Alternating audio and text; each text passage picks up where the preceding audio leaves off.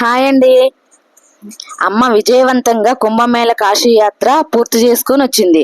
అమ్మ రాగానే కాశీ నుంచి తీసుకొచ్చిన గంగాజలం ప్రసాదాలన్నీ తీసుకొని ఏదైనా గుడికి వెళ్ళాలంట. అందుకే అమ్మ వాళ్ళ ఇంటి ముందులున్న అమ్మ వాళ్ళ ఇంటి ముందులున్న గుడికి అయితే వెళ్ళింది. ముత్యాలమ్మ గుడి ఉంది అమ్మ వాళ్ళ ఇంటి ముందే. అక్కడికి వెళ్ళిన తర్వాత పసుపు కుంకుమ నేను కూడా వేసి దండం పెట్టుకున్నాను. అలాగే అమ్మ తీసుకొచ్చిన గంగాజలం ప్రసాదాలు, కాశీ ప్రసాదాలు అన్నీ తీసుకొచ్చింది. ప్రసాదాలకి గంగా జలానికి బొట్టు పెట్టాను. అమ్మను కూడా నువ్వు కూడా పసుపు కుంకుమ వేసి దండం పెట్టుకోమ్మా అని చెప్పాను.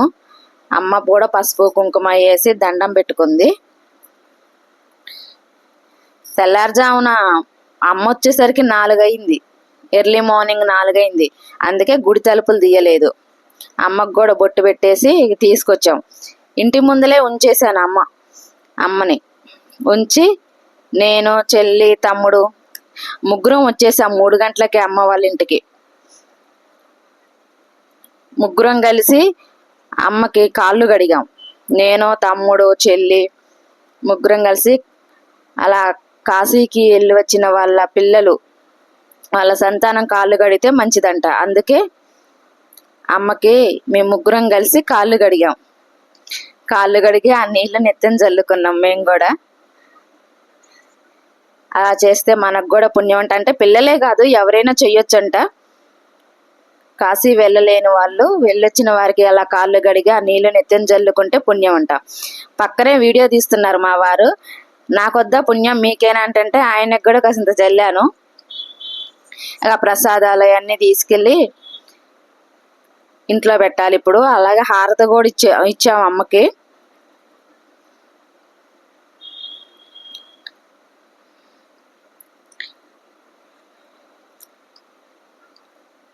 ముగ్గురం కలిసి హారతి ఇచ్చాము.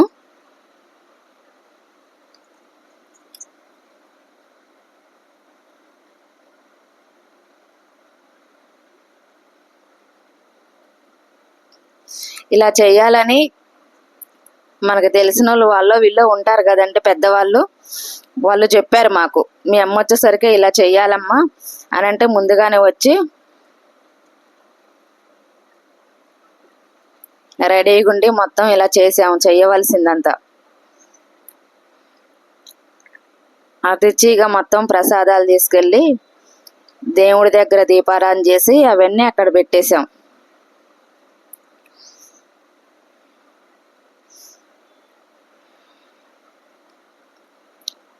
ఇక తర్వాత మరుసటి రోజు కాలభైరవుడికి పూజ చేయాలని చెప్పారు. మా ఇంటి ఎదురుగా వాళ్ళకి కుక్క ఉందండి, పెంపుడు కుక్క. అది తీసుకొచ్చాము. అదేమో బెదిరిపోతుంది, తనని ఏదో చేస్తున్నారు అనేసి. అమ్మ ఒక పొద్దుటే గారెలు వేసింది. ఆ గారెలు ఒక దండగా కూర్చుంది. పువ్వులు తీసుకొచ్చింది. ఆ పువ్వులు కూడా దండలాగా కూర్చి పసుపు కుంకుమ ఆ కాలభైరవుడికి పెట్టేసి అదేమో బెదిరిపోతా ఉంది.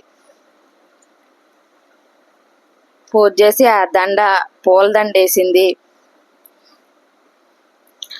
గారెలు కూడా దండలాగా చేసింది కదా, అవి కూడా వేసింది. అలా చెయ్యాలంటండి కాలభైరవ పూజ. చేసొచ్చింది. ఇక ఇంతటితోటి ఈ కాలభైరవ పూజతోటి ఇక అంతా అయిపోయినట్టేనండి. పొయ్యి వచ్చిన తర్వాత చేయవలసిన కార్యక్రమం అయిపోయింది. మీలో ఎంతమందికి తెలుసండి ఇలా చెయ్యాలి, కాశీ వెళ్ళి వచ్చిన వాళ్ళు ఇలా చెయ్యాలని ఎంతమందికి తెలుసో కామెంట్ చేయండి. కామెంట్ బాక్స్లో కామెంట్ చేయండి.